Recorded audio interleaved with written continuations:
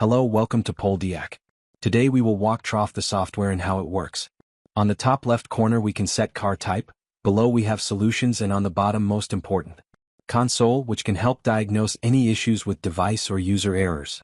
Now I have connected the programmer and we can see device serial number. We can also check it in devices window. There you can also check all your active licenses. We can also go to firmware update window to check any updates for our devices. It's mainly used for activating new licenses. In the account tab you can check your user data and subscription period.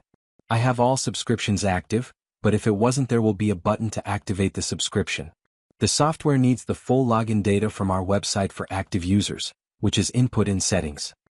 Now let's take a look at the functions. Starting from PCR module. We have possibility to read and edit all data in the software. You can easily clone the module. There is also new bench tab, which is for our PCR bench license. All you have to do is connect the device and follow buttons in software. It's very simple. Connect, read, edit, write, or make a clone. On the right you can change all data. VIN, MAC, mileage and more. You can even unlock ECU. Once you have done all changes, just click Write. All done. Below you have option to make a clone. When you have the files, it is done automatically. Now let's take a look at our MQB solutions. They are done very similar way in the software. Take a look at 35XX first. Once we make a read and open the file, all car data and MCU info will be displayed. For IMO5C, not exactly all data is there, and only mileage is supported. But for 5A you can do everything.